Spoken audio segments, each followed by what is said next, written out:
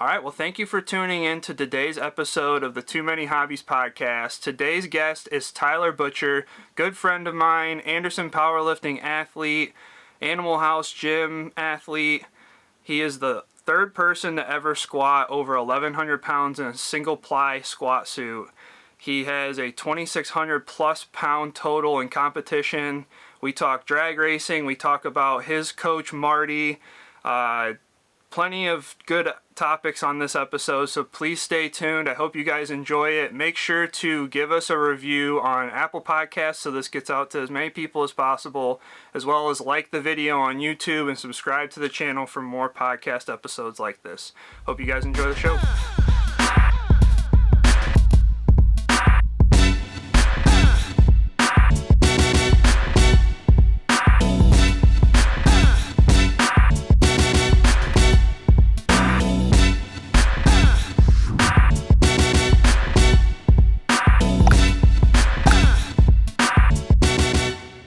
All right, guys, welcome back to another episode. I'm here with my guest, Tyler Butcher. How you doing today, Tyler?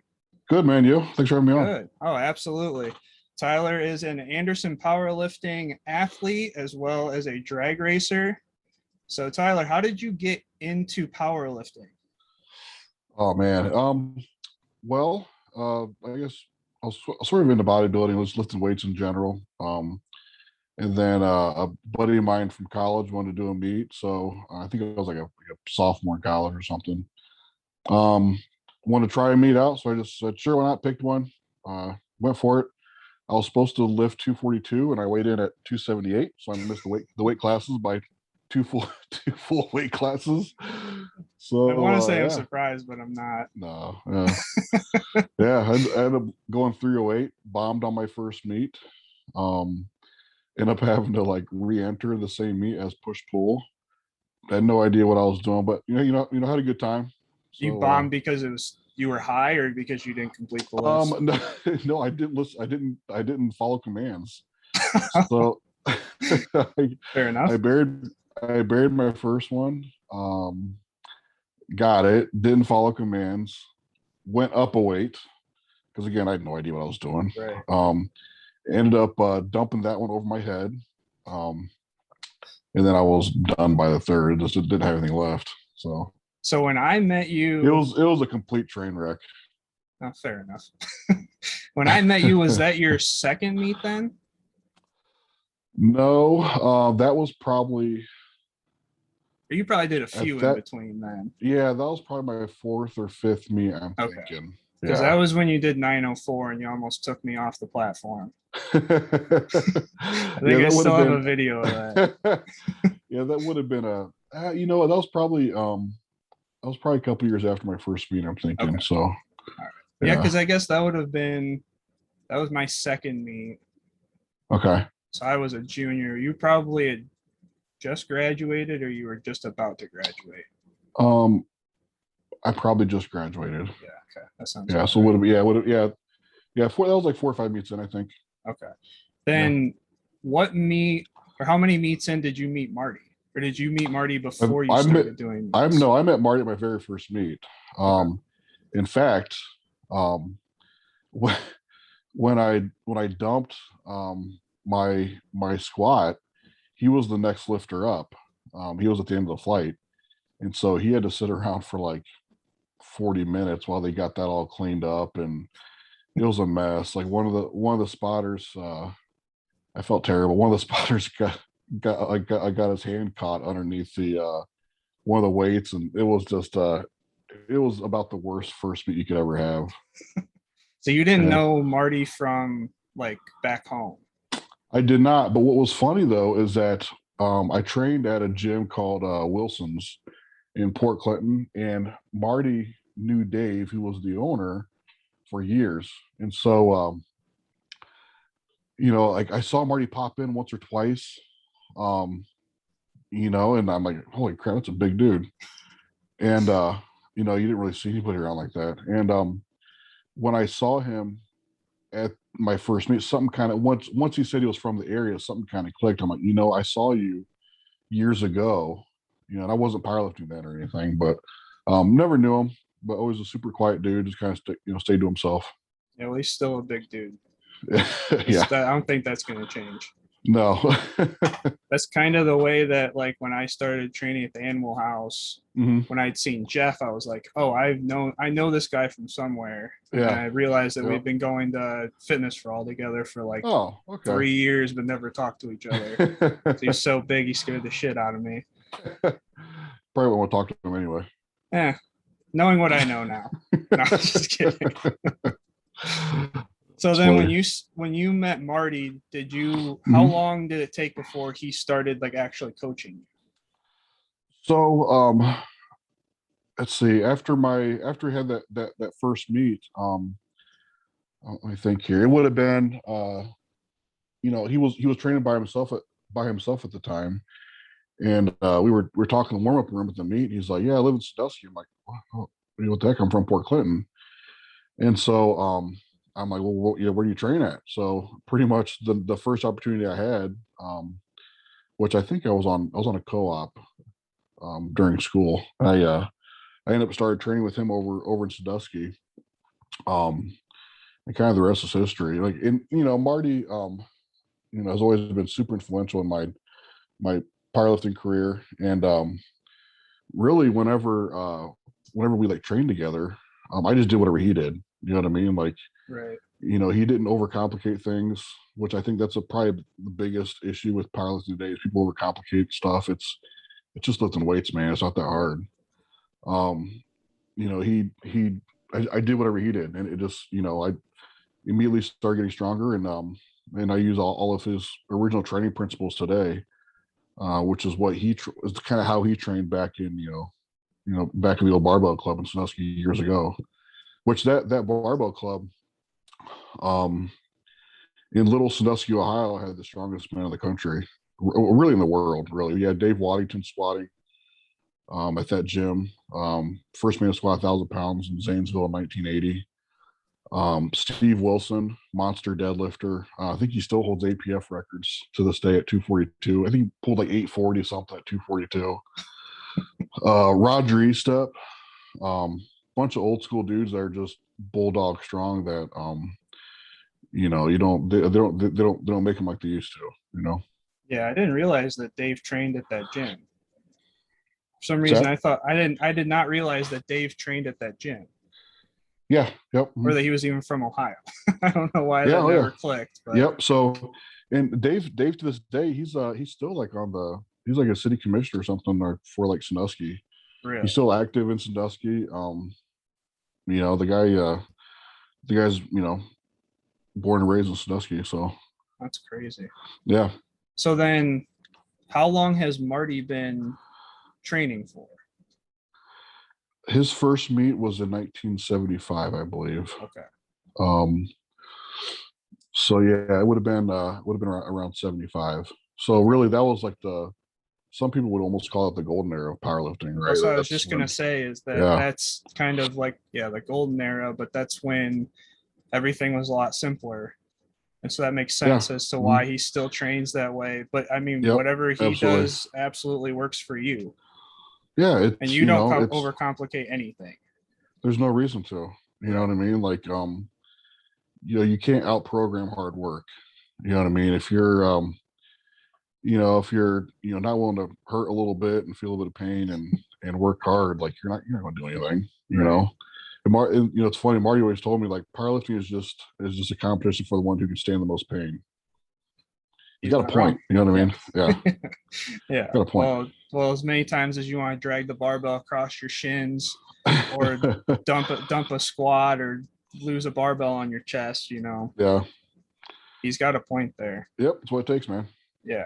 And then so when you started training with him, Hmm. that was after the first meet? Yep. After my first meet, I started training about 6 months before my second meet or so. I had a 6 month window there where I was kind of waiting for my next meet, and that was in Parma, Ohio. It was a USAPL contest, um, and yeah, I started training more with single ply gear. My first meet wasn't single ply. I didn't really know how to use it, but Marty was really influential and kind of showed me how to use the squat suit and the bench shirt, and I got new gear to fit and size right, which obviously helped a lot. Right. So then when you were from your first meet to the second meet after you started training with him, how did Mhm. you see that progress when you started training with him? Yeah, so my first meet, I think I squatted like I opened at 680 or something like that. Um, and didn't I obviously had a real kind of messed up meet or whatever. In my Yeah. second meet, I ended up I don't think I got called on depth, but I ended up taking 823. So it was a pretty big jump. Um, and the bench was like let's see, 540 at my 524 at my first meet, and then I ended up benching like 612, and deadlift was like 640 to 705, something like that. It was big jumps for sure. And that was a lot of like learning how to use the gear that you already Yeah, had. learning how to use the Yeah. gear. I was about 25 pounds heavier um from first meet to second meet. So you were in 308s at that point. Yeah, at that time, USAPL, they had a 275 and then a super heavyweight class. Oh, Now, okay. since then they've changed to the IPF weight class standards. But I was a super heavyweight because there was no 308 class. But I weighed in like 303, I think, something like that. Okay. Yeah. Interesting. I didn't realize that USAPL didn't have a 308. That's Yeah. something new. Yeah, and it's Okay. kind of, like a couple years after that, they switched to the IPF rules. So now the the pound equivalent's like 264 or something. So if you're 265, you're lifting super heavies, which Right. kind of nuts, but whatever. Yeah, exactly. And then what made you go from USAPL to uh now, USPF and Um, different federations like that? I've never really been like tied down to a specific federation. It's always kind of been like, if there's a meet I'd like to do, like for example, the Olympia was a USPA meet, so I was able to get invited to lift at that meet. Um, a lot of times it was kind of like what's kind of close around the ballpark as far as like timing, Right. you know what I mean? Yeah. So, within the like, within like the like surrounding states, kind of what fits my timing. I Now, did USPF having Eddie Cohen lift in it, did that have any influence on you going there to try and squat more than him? well, like Eddie Cohen squatted 1019, I think, at like 230 or something. So That's out the window there's then. not even a comparison, like, the guy's just a freak. Yeah. But the USPF was cool in my mind because they had a lot of really old school records and stuff. They had a lot of really cool old lifters. Back in the day, the USPF was the Fed. Right. Um, so there was Brian Siders, which I always looked up to Brian Siders a lot when I was getting into powerlifting. He held the world record single ply total at like 2606 or 2616, something like that. Right. Um, Is that back single when I was ply? getting started, single ply, yep. Um, Scott Cartwright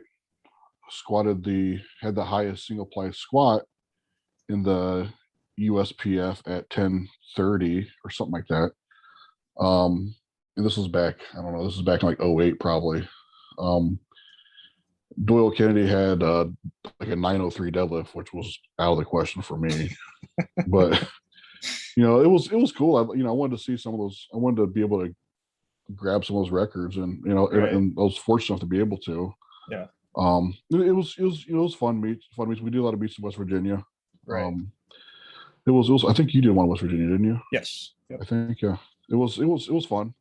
Last meet I did was an APF meet, first APF meet I've ever done, and had a blast doing it.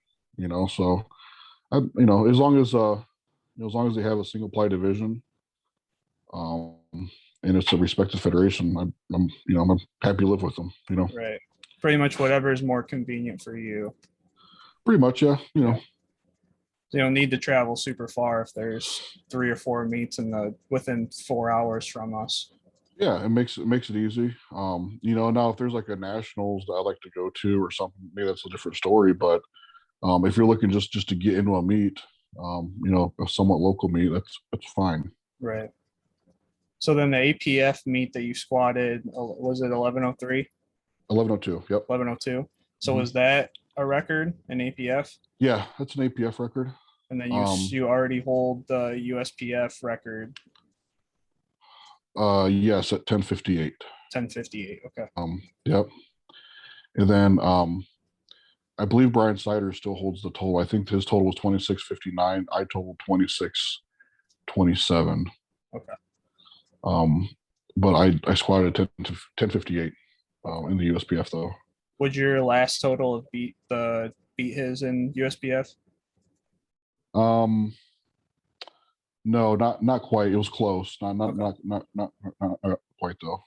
So you can still go chasing after that one. Well, like if I do a USPF meet, I think I've got like if I was able to put together a few of the numbers I'm looking at, I think I can go 2650 to 2700. Oh, okay. Jeez. So I mean, fingers crossed. I think our next meet is in November. Yeah. If you add up my best lifts, it ends up being like 27 something, 2650 or something like that. But I haven't been able to put them all together in the same meet yet. So Right. that's the big thing. Well, a lot of that probably has to do with the fact that you're squatting insane amounts of weight. So you're instantly tired right away. And then you've got a big bench. So then after that, like you're probably gassed. Yeah. And I'm not a great deadlifter.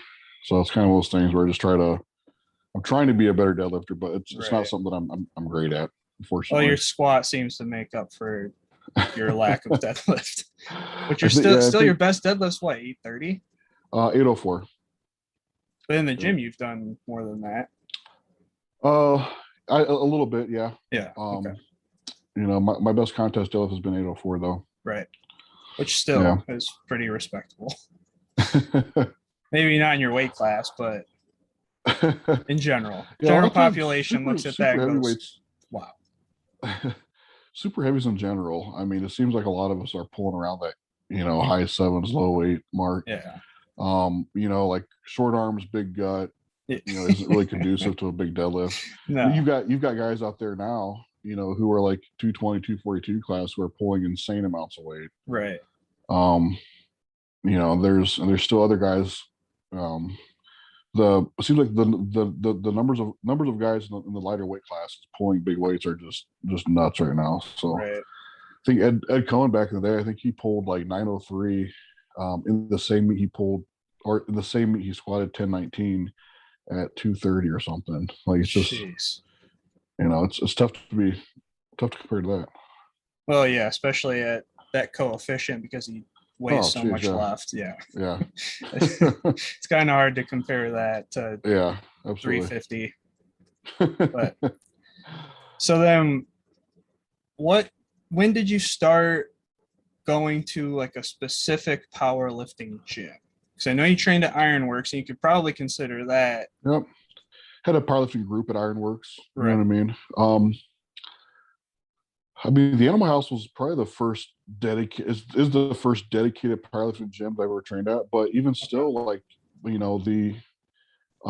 Marty trained at it's now closed, but the Sandusky YMCA. And they held like all the big meets from back in the day at that location. Okay. So it was pretty cool. Like, they had great equipment there, and it was all in the basement.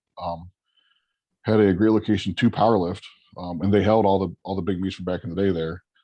But of course, there was other stuff as well. Right. Not solely Wilson's dedicated. Also had correct. Yeah, Wilson's had a powerlifting room that we would train in and whatnot.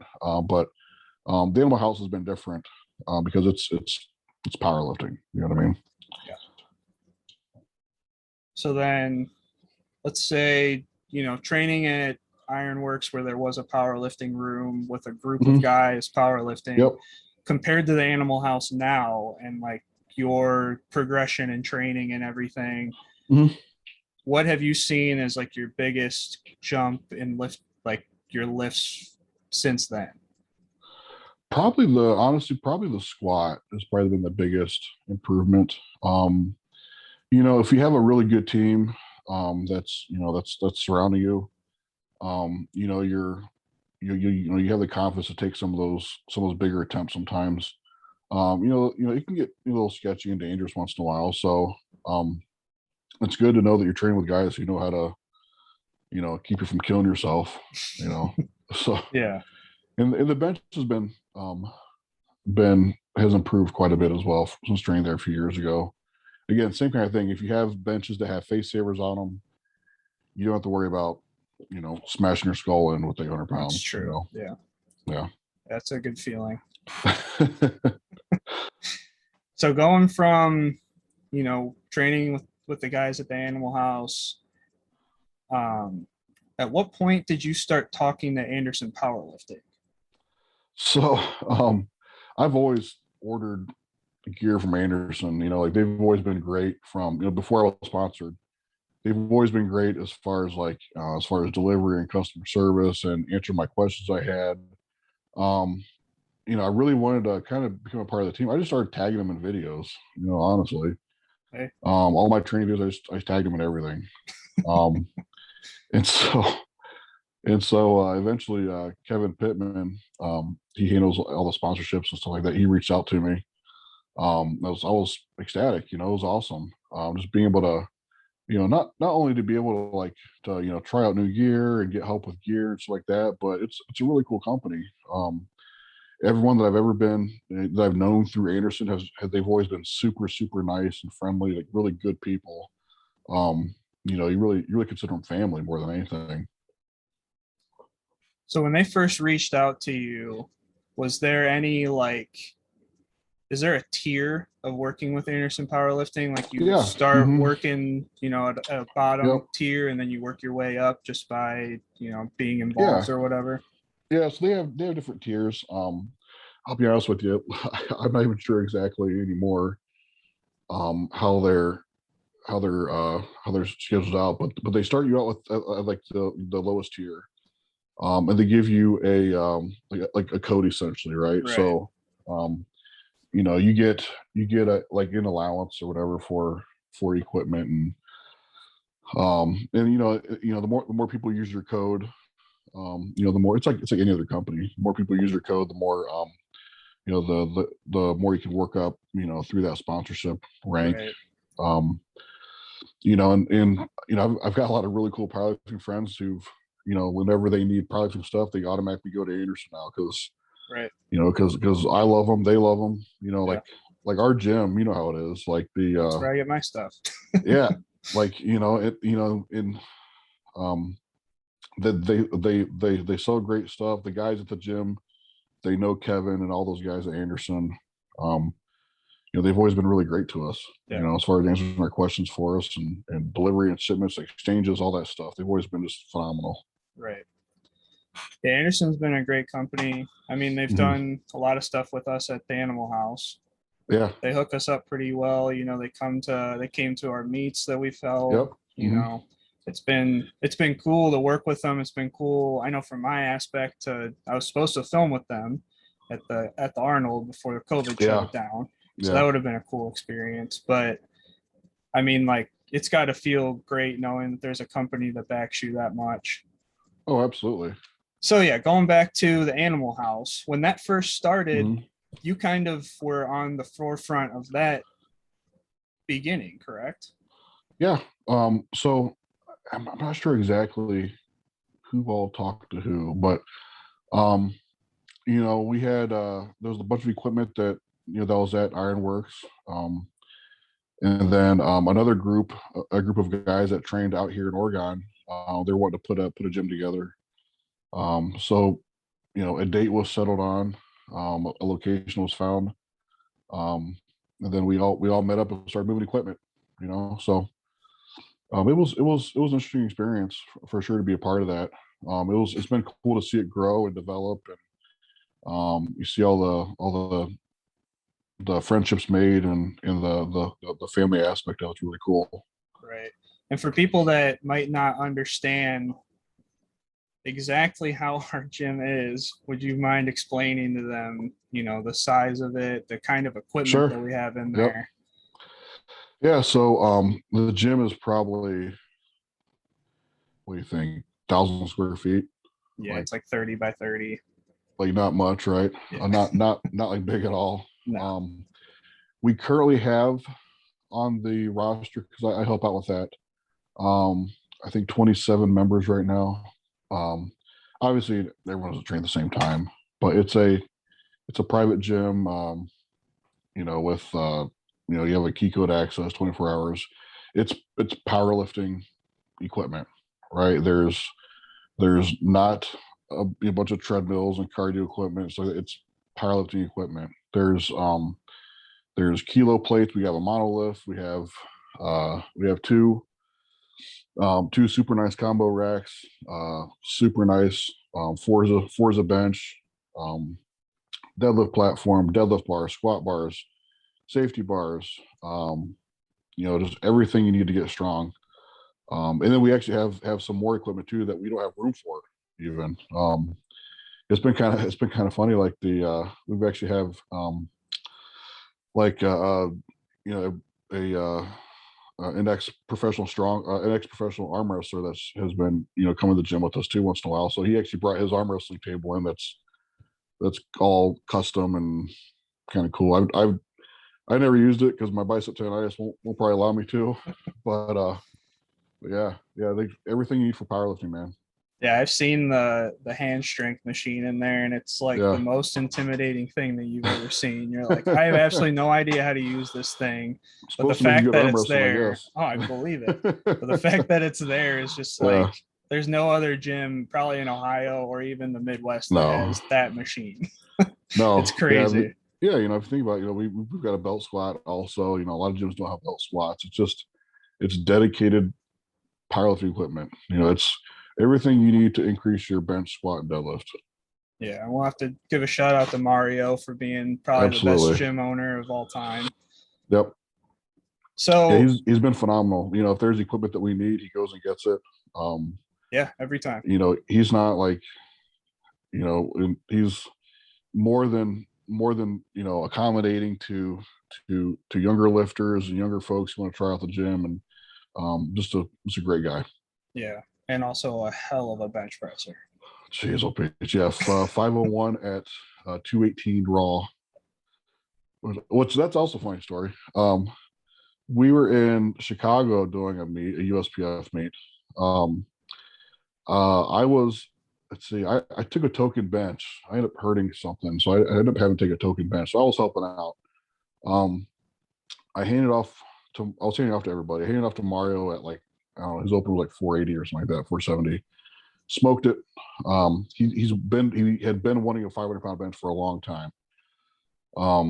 And so I just called the number for him. I didn't ask him. I told him 501. For some reason, he thought, even though it was on a giant board in front of him, that it was that it was like 490 or something. And so he lays down on the bench and he smokes it. He sits back. I'm freaking out, and he sits up and he's just like, "All right, cool." I'm like, bro, you did it.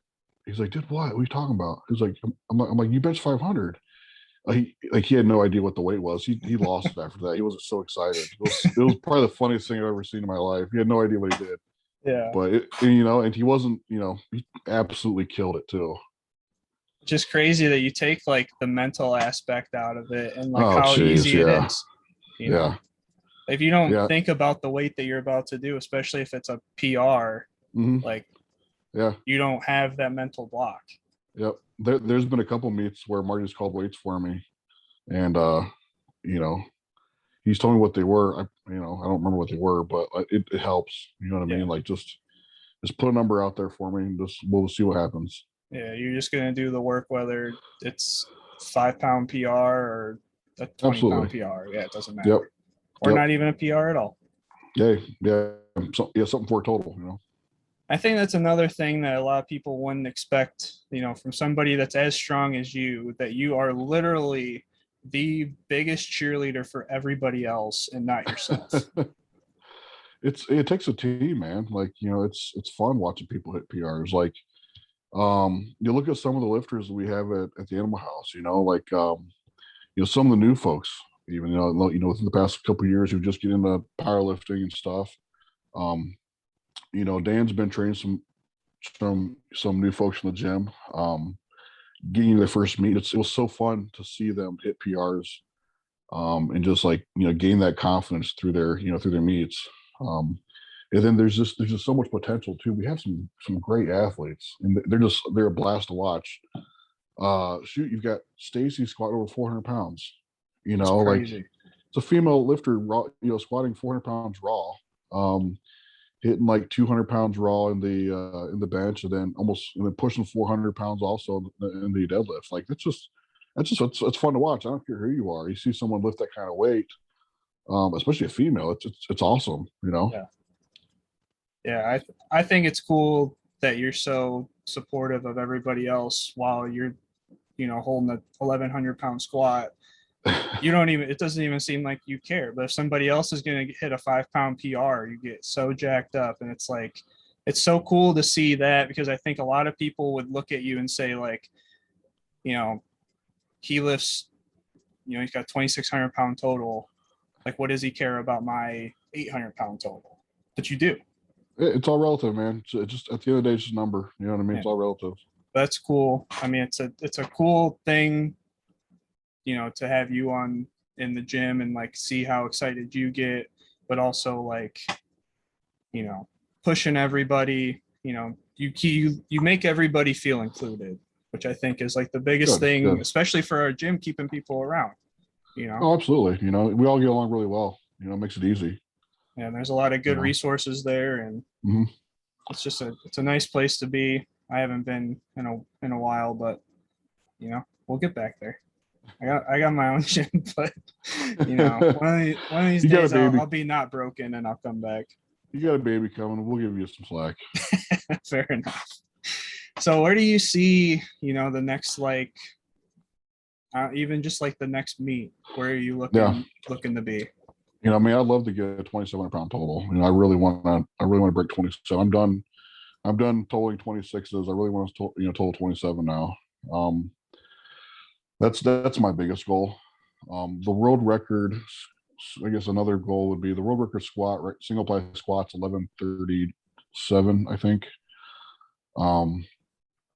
It'd be great to have that as well. It's a little different though, because I'm doing it on a 55-pound bar versus Blaine, who's done on a 45-pound bar. That's a lot more difficult, I think. But he still squats by himself too. I know. He's a monster. Fun to watch. He's a really great lifter. Yeah. Biggest goal for me though, I think, is a 2,700-pound total. I'm ready for it. Okay. Well, I guess switching gears completely, but I mean, the show's called Too Many Hobbies, and you got quite a few.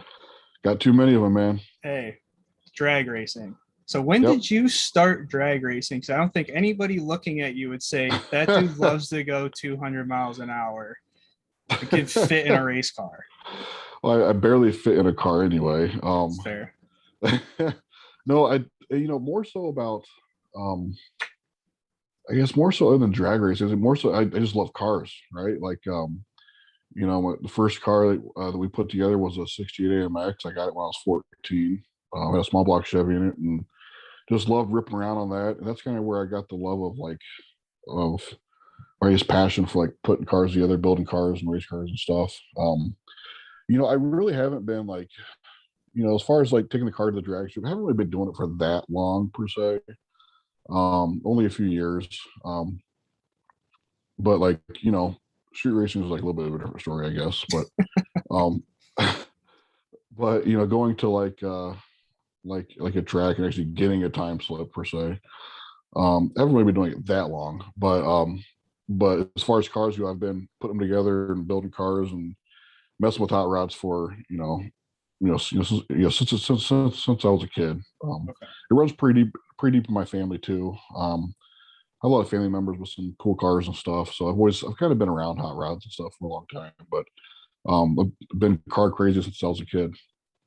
Now, was that like your grandpa, your dad, people had cars that you were Yeah. always So around?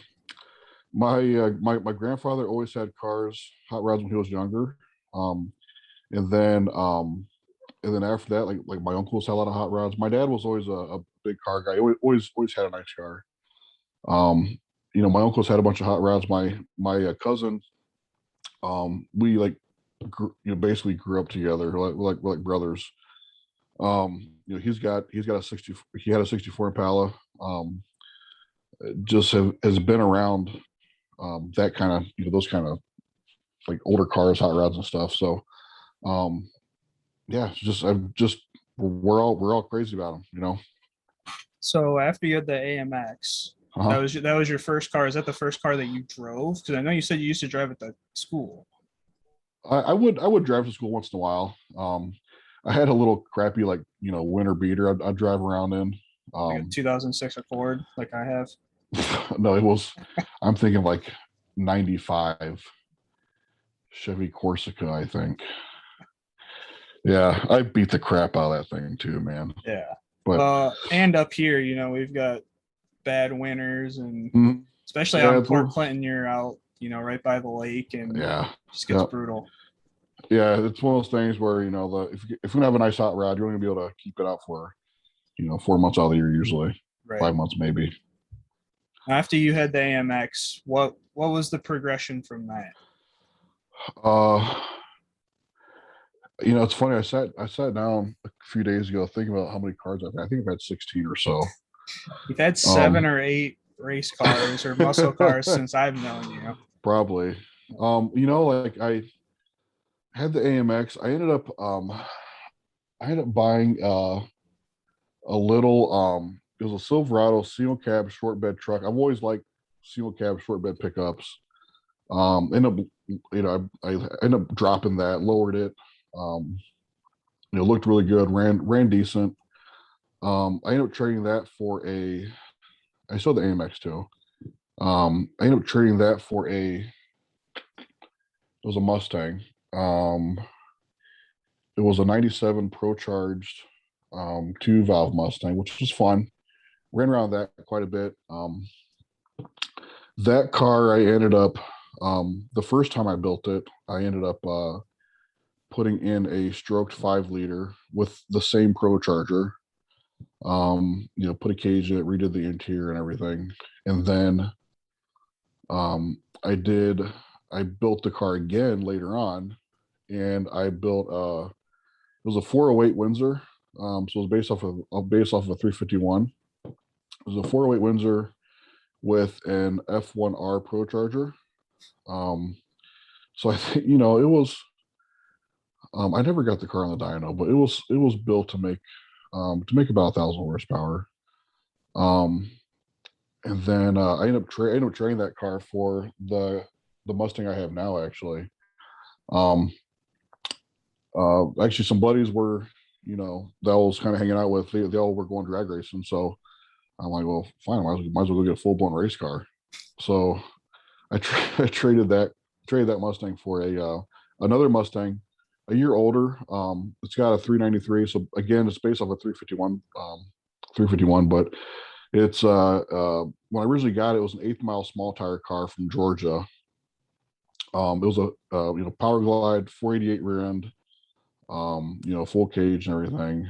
The only thing I've really changed on the car, um, since I've got it converted over to quarter mile, so I'm running a 410. I rebuilt the Power Glide once. I ended up blowing it up a couple years ago. Still running the same motor. Motor's been great. I'm spraying it now. Um, I haven't touched I'm running the same heads and same long block on it. So haven't retouched that. I've pretty much changed everything else on it though. Yeah. And you've also had, you had the Camaro, you had the Yep, S10. that's right. Yeah, you've had had so a many little side projects aside from the drag car. yeah, like I always once you have like a drag car, you gotta have it's fun around the street a little bit. It's title and I run around and stuff, but Longer cruises is kind of difficult. So it's cool to have something else that's kind of fun to cruise around and go to ice cream in or whatever. Right. It's funny. I told my wife Bev that I was going to get another car and make it her car. So I ended up getting a little S10, a small block Chevy S10. Again, that truck had a power glide, but it cruised okay. I didn't I realize ended they up, had a power glide in it. yeah, yep. It had a power glide, like a pretty mild small block. Really, the trans was awesome on it, and the motor was just a little you know low buck small block build, but Right. it sounded really good. It wasn't very fast, sounded really good. Um, it was Bev's truck, but she never actually drove it. I she she rode around. I drove it everywhere. Yeah. I end up lowering that truck also. Had some nice, I think 2910 5.6 on it, and redid the exhaust and engine bay and all that kind of stuff. But still didn't do a whole lot to it though. And then after that, I'm like, well, let's get a different truck. I lose interest with some stuff easily, Yeah, I've noticed. unfortunately. Yeah. I ended up getting an LS1 Camaro after that. Um, the Mustang I have now is kind of like it's kind of like one of my forever car lists. You know what I mean? I've got like a list of like 7 or 8 cars that will be on the list forever. I think that's one of them. Um, again, redid that car again. It was stock when I got it. Um, Basically, normal full bolt-on stuff. It was a 6-speed car. It was fun. Um, and then I traded that car again for another car this past year for a 23 Ford T-Bucket, um, which some people would say you're going the wrong way as far as cruising goes, which I probably am, but it's fun. So I got this T-Bucket, and that's one of the forever cars I've always wanted. My dad's friend took me for a ride when I was about 5 years old, and I've always I just remembered it forever. Right, it was like just the coolest thing. Yeah. And so anyway, after so I always wanted to get one. Well, I got one and drove to Wisconsin to get it. And Bev's like, "Are you going to even fit in this thing?" I'm like, "I don't know. Like, I might get this car and I not even fit in it." Well, I don't really fit in it. I barely fit in it. It's the most uncomfortable car I've ever driven in my life, but it's so much fun. It's a blast. Oh, when you sent me the picture of it, my first response was, "Do you fit in it?" And Yeah, you no, said I look not like really. Bowser. Like Mario Kart or something. Yeah, but it's one of the coolest cars. Like, It's got a lot of character, like you see it's all it's how hot rodding started, you know yeah, what I mean? So it's cool. With that car, it was supposed to be done when I got it. I redid everything on it. There's I got the car back in like February or whatever. Since then, redid all the suspension, lowered it the car I lowered the car from the it was kind of set up almost like an old school gasser at first. Like it looked kind of funny, I think. I lowered about 7 inches total. Um, and then redid because the car didn't have an interior when I got it. So I traded a perfectly running Camaro for a fiberglass T-Bucket with no interior that looked kind of goofy. So like some people would say that's a stupid trade. It probably was, but whatever. I don't care. yeah. But I'd say, I mean, like from my perspective, like the Camaro's cool, but like you don't run across the Yeah, fiberglass T it's bucket not every as day. yeah, it's not as yeah. It's And it got has a small character, block Ford in it, right? Yep. So came with a 331. So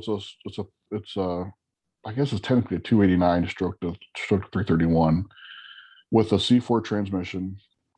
Um, I swapped transmissions, so it's got a later model C4 with a different converter and a better shift kit in it.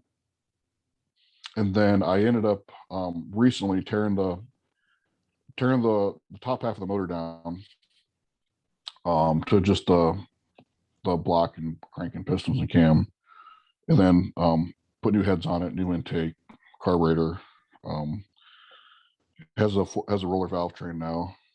It's a pretty raspy little small block. It's I don't know how much power it's making. If I had to guess, it's probably making like I don't know, probably at the flywheel 425 to 450. Rev's really good. Um, the car only weighs 1,700 pounds, so there's not a whole lot to it. Yeah. So I'm Yeah, sure that with it's a you in blast. it, it sits like. Well, like luckily it's basically sitting on rails, so there's almost no suspension on it anyway. So it's just level with me in Fair it. enough. Okay. And it has 2 seats in it, doesn't it? Yeah, I took Bev out for riding it. When I first got it running, um, and then she hasn't been out in it yet since I added 100 more horsepower to it. Right. But I finally got the motor put back together about a week ago. Took it out and it's a blast. It's so much fun. It's like riding a motorcycle, but more uncomfortable. and and I think it's even sketchier, to be honest with you. Like the Really? wheelbase is so short. Yeah. So You can't get you it won't think you hook would be up. more comfortable on a motorcycle? I've had motorcycles. I'm more comfortable on like my V Rod Harley. I was more comfortable on that than this for sure. How many motorcycles did you have? Just a couple. Had a sporty, and then I had a V Rod. The V Rod was actually it was like a drag bike. It was fun. I ran around that for a while, but the weather kind of sucks so bad up here. I really Yeah. didn't use it. I'm not one of those hardcore guys who ride it when it's like 40 degrees out. Or in the So it had to, rain? or if it's super hot, like Yeah. it had to be like 65 to 80 and for me to ride it. And Right. I didn't ride very much. I ended up selling it. And normally in that, like, if it's 65 to 80, you're talking like spring and it's raining up here Yeah. like every day. Yeah. Pretty much. Yeah. Even when I Yeah. had It a was like, motorcycle, I hated riding in the rain. yeah.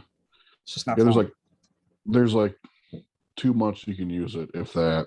Right. And half those days it's raining. Yeah. And then So once yeah, you get in the middle of the summer up here, it's like 100 degrees. it's too hot. It's not Yeah. fun. Yeah. Hey, you got an engine between your legs and you're already sweating. It's like, yeah, I'm good. Which There's plenty of people that do it. Yeah. Which the bucket isn't that much different, I guess, but it's actually I named the car the bucket list because it's been one of those cars I've been wanting forever. So yeah, it's special enough to get over that, I guess. I'll have to keep this one and get something else whenever I need something else to drive. I was just about to ask, when's the next one? Yeah. It's going to be a while, I think. Yeah, I'm out of room in my garage, so because you've got a 30 by 40 or 30 by 30. No, it's smaller than that. It's like 24 by 36. Okay. So I really can only if I have a lift in there, and I also have like pneumatic quick jacks also. Mm-hmm. So I can be really working on 2 cars at one time. I could probably store like 4 or 5, but I'm working on everything I got. You know what I mean? Right. So I'm always doing something. So I'll probably try to avoid getting another car until we move someplace bigger. I won't make Bev park outside. So yeah, because you could start putting race cars in your attached garage, but I did. You had the truck in there, didn't you? I did, yeah. And the Camaro. Just the truck. Before I redid my barn and insulated it really well, and got that done, I ended up keeping the truck in there. It was cooler to work on and stuff. And actually, you're right. For a while, I had the Camaro and the Mustang in there, and Bev was parking outside. And I'm like, that's not very cool. So, because I had let's see, I'm trying to think, because I also had a like a bluish purple later model GMC Sierra single cab short bed pickup. I remember that. That I bought that truck for a daily driver, yep. And then I slammed it, put it on slicks, and I'm like, I gotta find something else to drive for a daily. So I ended up parking that. I didn't drive that. I took it out on the weekends and stuff, but it was too nice to drive. Yeah, I remember you bringing it to the gym because that one had I think that one, just like your one now, also had a fiberglass tonneau cover on it. Yeah, it did. Yeah, and then it was like, because I think when I first met you, you still had your short single cab short bed truck, that old one that you had. I think you were just getting rid of it when I met you. Okay. Yeah. Yeah. Okay. Yeah, I did. Yeah, because I remember that because I ended up putting wheels and tires on that truck right before that meet that you were at, and Yeah. I ended up flaring my bicep tendonitis all up, getting those things to fit. And 2 days 2 days later, I had to bench. I remember that. Yeah. Yeah. Well, then I remember you getting this new one, and you were like, "Oh, it's probably not going to be as fast as my old one." And I was like, "I thought you bought this for a daily." This seems to Yeah. be like a theme of a lot of people that Yeah. have muscle cars: is you buy a daily, don't get one that you're going to be able to turn into a race car. Yeah. I like specifically the truck I'm driving now. I specifically got that because it's nothing that I would ever build. Yeah, because that's a 4.8, isn't it? Yeah, it's a which the 4.8 motors are decent, but it's a quad cab pickup, with zero hot rodding, stuff going Potential. on with it. So it's yeah, Yeah, whatever. yeah, Yeah, that one just is actually for pulling the race cars around. right. But you do have a nice trailer for it. I enjoy Yeah, using that come trailer. come by and use it anytime you want, man. It's in the driveway. I think you and me are the only. I've told you this before, but I think you and me are the Uh, only ones that have said like, "Hey, if you ever need this, borrow it." And you borrow just my ladder, and I borrow yep. your trailer whenever Just I come need. get it, I man. I don't don't even care. It hesitate. doesn't matter. Yeah. That's So no new race funny. Hook cars it in up, the pull it off. future, and Unfortunately, yeah, I'd have to really I'd really have to talk Bev into that one probably. probably yeah. I'll probably have to come home with it. Really, that's usually what happened. Actually, it's another funny story. The truck that the truck that was hers that I built. I told her I was thinking about getting rid of it and getting something else to cruise in, and she's like, "Yeah, you shouldn't be getting rid of that truck. That's my truck." And she was kind of half joking, or at least I thought she was. Yeah. Well, um, she was at work. I came home for lunch because some guy wanted to look at the truck, and he came from West Virginia with a trailer and cash, and I sold it. And as she was pulling into the driveway, he was pulling it up onto his trailer, and the look she gave me, man. She's like, I never drove like, it, but it's my truck. and yeah, I had an envelope full of cash, and this truck was his by the time she pulled in the driveway. So that weekend we ended up going and getting the Camaro, I think. Okay. So Yeah, she you never don't drove wait that one too either. long. Yeah. No, I already had my eye on this car before. So Oh, okay. Then there was always race cars to buy, I'm sure, yep, or potential race yep, and cars.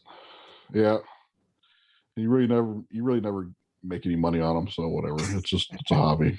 Hey, that's why you're on here. Too many hobbies. Too Yep. many hobbies. So when's the next powerlifting meet? So we were just looking at that a couple days ago. It'll be in November. Okay. I think that's when a lot of our crew is going to be, going down and training for it. So get that on your schedule. Get you down there for one, Brian. It's duck season. Maybe. Yeah, yeah. There's a meet on the haven't decided yet for. There's an APF meet on the 13th in Cincinnati. There's a meet on the 20th in Indianapolis. The last meet we did at Eaton Barbo was fantastic. So if he has a meet around that same time, I'd like to do that. I'd like to do that. So Okay. probably sometime around November. Okay. So that's a plan anyway. Hey, well, before we wrap up here, I have one question. Sure. If you had time and money to pick up another hobby, what would you pick up? Oh man, that's a tough one. Probably like boating, I would say. Boating? I've never owned a boat. We had a boat growing up. I always liked it. Came close to buying a couple boats, but I've always, end up going a different direction with it. I'd like to get a boat here next couple of years probably. I need more room. So Yeah. What kind I of wouldn't boats mind do you doing like? that. The fast, scary ones. So It's like cigarette boats and well, like I love cigarette boats. I love all that stuff. All big black Chevy boats and stuff. yeah. But there was a couple of flat bottom jet boats that it'd be stupid to buy for around here, but I would totally do it. You know, Yeah, like but you you could wouldn't be able drive to. that in the Portage. You could drive it in the Maumee, the Toussaint. There's plenty of rivers that Yeah, you could drive a jet boat. yeah, true. You know, it's pretty calm out here in Maumee Bay too. But Yeah, I'd probably end up killing myself in it. But I'd like to get one probably. eventually. Yeah. Yeah. Yeah, I've done some really dumb stuff in my boats out on the lake, and it's like those aren't even it, racing boats. it gets sketchy quick. You know, we've Hey, you're telling boating me? as a kid and stuff. You know, Yeah. storms come up pretty quick around here, so it gets Yeah. it gets sketchy pretty quick. Mother Erie can be real Hmm. finicky, and she just Absolutely, on a dime she'll turn. bite you quick. Yeah, I've been out where it's been glass calm, and then like you start feeling the wind pick up, and you're like, man, it's getting kind of It's rough. And then you're it's duck hunting, creepy, and isn't you got an hour to pick up stuff, and by the time that you've it? picked up, it's 4 foot waves, and you're like, what happened? Oh yeah, It wasn't yep. supposed to be like this. My dad had stories about getting caught out in the point and stuff, like just rough, real Yeah, rough. Back in I grew up on the Catawba and around the yeah. point there. There have been times when it was 10, 12 foot waves, and on a little lake boat, that's no fun. No, So no, no. I think the biggest I've been out on Lake Erie was 7 foot waves, yeah, that's and not that fun was either. and that was coming from North Bass, so on the other side of Put in Bay. Oh, so yes, you like weren't even you still had like 6 miles to go yet. It was probably further than that, to be honest. Jeez, And no, then I was in the Lake St. Clair River, and it was about 7 or 8 foot waves. yeah, that's not even fun. No, Takes the it's not. relaxing part of it out of it. Kind of Yeah. it kind of gets scary quick. And both times it was in November. So I mean, you're That's the talking worst like time. Yeah. 25 degrees. We're out hunting, and it's Mhm. like you're just getting And demolished by that's waves. when it picks up like that too. You gotta be really careful. Oh yeah, absolutely. It's crazy Yeah. though, because like it looks like it's gonna be fine, and then all of a sudden, Comes no. up and bite you. Yeah, exactly. All right, Tyler. Well, I appreciate you coming on the show. Where can people Absolutely, find man. you if they want to see your powerlifting and your cars? Yeah, so I have Facebook and Instagram. Just search my name, Tyler Butcher. Um, uh, uh, Anderson Powerlifting is a company that sponsors me. So if you ever see anything on the site that you want to take a look at or want input on, wrap, sleeves, shirts, suits, whatever, feel free to DM me. Friend request me, DM me, follow me, whatever. I'll be more than happy to help you out. And all of that will be linked in the video description as well as the show description. Thank you, Tyler. Appreciate it. We'll Absolutely, have my to have friend. you back on. Yep. It's been fun. Anytime, buddy. All right, man. Yeah, thanks, man.